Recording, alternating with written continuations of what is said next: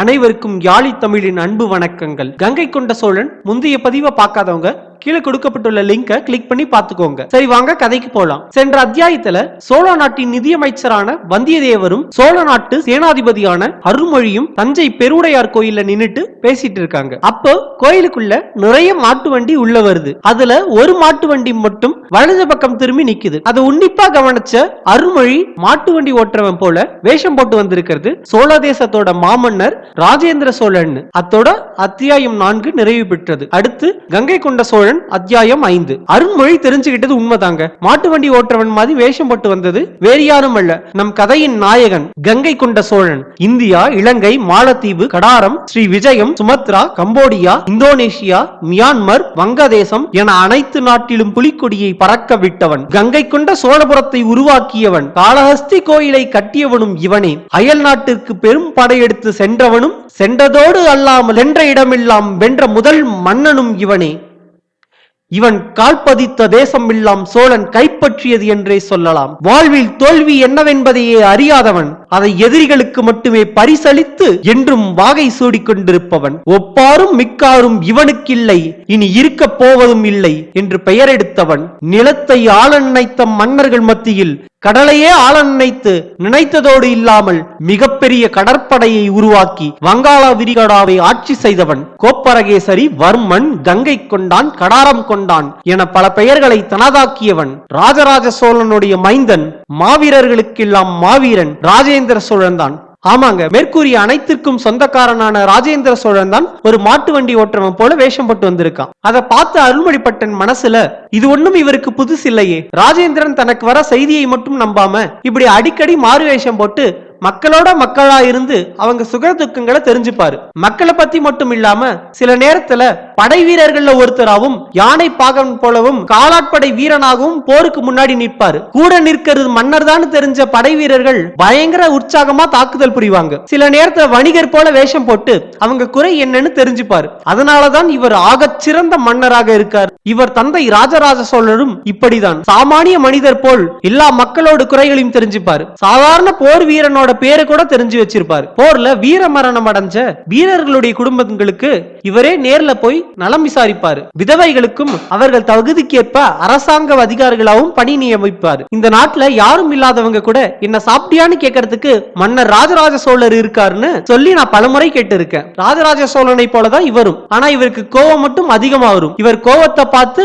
பகைவன் மட்டுமல்ல சோழ தேசத்து பெரு அதிகாரிகளே பேச பயப்படுவாங்கன்னு அருள்மொழிப்பட்டன் சிந்திச்சுட்டு இருக்கும்போது செம்புலி கோயில் சீரமைப்பு பணி நடக்குதுன்னு சொல்லி மக்களை கோயிலை விட்டு வெளியே அனுப்புறான். ராஜேந்திர சோழன் அவருடைய மனைவி வீரமாதேவியரோட அதே வேஷத்துல கோயில் வாயில கடந்து உள்ள வராரு. வந்த உடனே வந்தியத்தேவரை பார்த்து, மாமா வணக்கம், எப்படி இருக்கீங்க? நான் நல்லா இருக்க மருமகனே, நீ எப்படி இருக்கன்னு வந்தியத்தேவர் கேட்கிறார். நலம் மாமா. அருள்மொழி, நீ எப்படி இருக்க? இப்படி விசாரிப்பு படலங்கள் முடிந்த பின்னாடி எல்லாரும் பேசிக்கிட்டே கோயிலுக்குள்ள நுழையிறாங்க. ராஜேந்திரன் அருள்மொழியை பார்த்து, கோயில் பணி ஏன் இன்னும் முடியல? எல்லாத்துக்கும் மன்னரே வந்து செய்யணுமா? நீங்க கவனிக்க மாட்டீங்களான்னு கேக்குறான். இந்த கோயிலை இப்படியே மூலியா விட்டுட போறீங்களா? அதை கேட்ட அருள்மொழி, இந்த கோயில் ஒருபோது மூலியாகாது மன்னா, சிறு சிறு சீரமைப்பு பணி இருக்கதான் செய்யுது, மத்தபடி கோயில் நிறைவாதான் இருக்கு. 6 கால பூஜையும் நடந்துட்டு இருக்கு. இந்த இடத்துல நேயர்களுக்கு ஒரு தகவல். பெருவுடையார் கோயில்ல உயர்ந்த கோபுரமும் நந்தியும் தான் ராஜராஜ சோழன் கட்டினது. வெளியிருக்கும் வாயில் கோபுரங்கள் ராஜேந்திர சோழனால் கட்டப்பட்டது. இதை நீங்க கோயில் கல்வெட்டுகள்ல பார்க்கலாம். அதனாலதான் அதற்கு ராஜேந்திர வாயில்னு பெயர் வந்தது. சரி, மறுபடியும் கதைக்கு வரலாம். பூஜையை பற்றி விவரித்த அருண்மொழி இக்கோயில்ல ஒரு ரகசியமும் இருக்குன்னு சொல்றான். என்ன அது? கோயில்ல இருக்கிற ஆவுடையார் ஒரே கல்லுன்னு எல்லாரும் நம்புறாங்க. ஆனா அது 8 கல்லால் ஆனது. இதுவரைக்கும் 8 கல்லாலான ஆவுடையார நான் பார்த்ததே கிடையாது. இதுலதான் சோழ சிற்பிகளோட திறமைய பார்க்க முடியுது. 8 கல்ல ஒரே கல்லா மாத்திட்டாங்க. அதற்கு மன்னர், எனக்கு தெரியும் சேனாதிபதி, ஆனா ஆவுடையாரை விட பானம் தான் முக்கியம், அதனால இது பரவாயில்லைன்னு சொல்றாரு. ஆவுடையார்ன்றது சிவலிங்க பீடத்தையும் பானம்ன்றது லிங்கத்தையும் குறிக்கும். தஞ்சை பெருவுடையார் கோயில்ல இருக்கிற சிவலிங்க பீடம் 8 கல்லால ஆனது. இவங்க பேசிட்டே கருவறை கிட்ட வந்துடுறாங்க. பூசாரி இவங்களை பார்த்து வணங்குகிறான். அதற்கு மன்னர், வணக்கம் ஐயா, நீர் சற்று வெளியே இரும் சொல்லிக்கிட்டு கருவறைக்குள்ள போறாரு. போய் சிவனை பாக்குறாரு. உண்மையிலே சோழ சிற்பிகள் புகழ் வானம் உள்ளவரை இருக்கும். 8 கல்லான ஆவுடையாரை ஒரே கல்ல மாதிரி மாத்திட்டாங்களே, இது இன்றைக்கு மட்டுமல்ல என்றைக்குமே சேதமடையாது. வாழ்க சோழ சிற்பிகள்னு சொல்லிட்டு சிவனை மனதார தொழுதுட்டு வெளியே வராரு. வந்தியத்தேவரை பார்த்து, அற்புதம் மாமா, இனி கோயில் சீரமைப்பு வேலை தடையில்லாம நடக்கணும். நீங்களும் அருள்மொழிப்பட்டனும் பாத்துக்கோங்க. நான் கங்கை கொண்ட சோழபுரம் திரும்பலான்னு இருக்கேன். இதை உறுதிப்படுத்திக்கதான் இங்க வந்தேன் அப்படின்னு சொல்றாரு. அது சரி ராஜேந்திரா, கங்கை கொண்ட சோழபுரம் எப்படி இருக்கு? அந்த கோயில் வேலை முடிந்ததான்னு வந்தியத்தேவர் கேட்கிறாரு.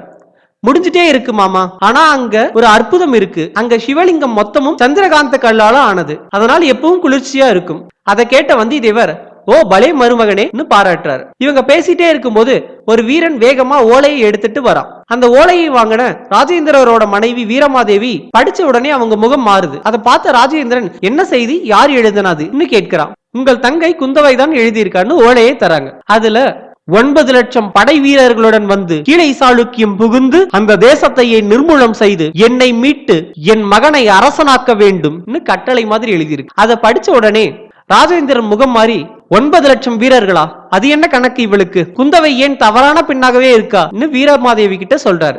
சரி, இதை பற்றி பிறகு பார்க்கலாம் சொல்லிட்டு வெளியே வராரு. வெளியே மக்கள் எல்லாம் இவர் பார்த்துட்டு ராஜேந்திரர் வாழ்கன்னு கோஷம் போடுறாங்க. அவரும் மக்களோட மக்களா இணைஞ்சு அவங்க சுகதுக்கங்களை விசாரிக்கிறார். அதே நேரத்துல வந்தியத்தேவரும் அருள்மொழிப்பட்டரும் ஓலையை பத்தி பேசிட்டு இருக்காங்க. அருள்மொழிப்பட்டன் வந்தியத்தேவர்கிட்ட குந்தவை பற்றி அவ்வளவாக தெரியாது, அவர்கள் எந்த மாதிரின்னு கேட்கிறான்.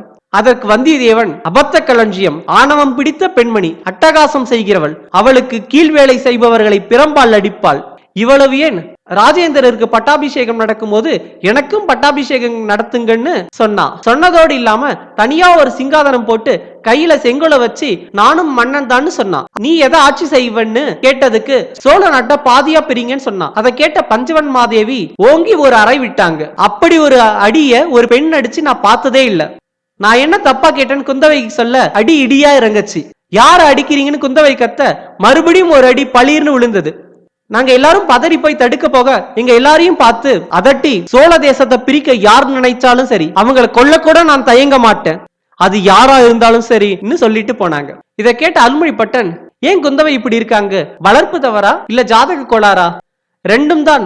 ராஜாவோட செல்ல பெண், அதனால் யாரும் எதுவும் சொல்ல மாட்டாங்கன்னு ஒரு திமிர். அது சரி, விமலாதித்தனை காதலித்து தானே திருமணம் செஞ்சாங்க, அவளுக்கு அவன் தான் அடங்குவான்னு தெரிஞ்சு அவனை திருமணம் பண்ணிக்கிட்டா. திருமணம் பண்ண உடனே மன்னர் பக்கத்துல இவளுக்கு ஒரு சிங்காதனம் போட்டு இவளும் ஆட்சி செய்ய ஆரம்பிச்சு இதை பார்த்த மத்தவங்க வெறுத்து போய் மன்னர் விமலாதித்தனுக்கு இன்னொரு திருமணம் பண்ணி வச்சுட்டாங்க.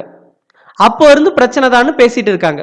அதே நேரத்துல மன்னர் மக்களோட மக்களா கலந்து அவங்க சாப்பிட எடுத்து வந்த உணவை வாங்கி சுவை பார்க்க மக்கள் எல்லாரும் பயங்கர ஆனந்த கூச்சல் இடுறாங்க. அருள்மொழி வந்தியத்தேவரை பார்த்து, மன்னர் என்ன சொல்லுவார்னு கேட்க, குந்தவை கொன்னுடலாமான்னு கேட்பாரு வந்தியத்தேவன் சொல்றான். என்ன, கூட பிறந்த தங்கையை கொல்ல சொல்வாரா? விளையாடாதீங்க நிதியமைச்சரே அருள்மொழி கிண்டல் பண்றான். அருள்மொழியை பார்த்து வந்தியத்தேவன், அப்படி ராஜேந்திரன் சொல்லலனா நான் என் நிதியமைச்சர் பதவியே விட்டுறேன், விட்டுட்டு துறவரம் போயிடுறேன் போதுமான்னு சொல்றாரு. உடனே கோவப்படாதீங்க, வேற என்ன வழின்னு சொல்லுங்கன்னு கேட்கிறான். நீயே வழி சொல்லு அருள்மொழி, பேசாம குந்தவையோட மைந்தனை அரசனாக்கி குந்தவைய அவனோட சேராமல் பிரித்து பழையாறை அனுப்பிடலாம்னு சொல்றான்.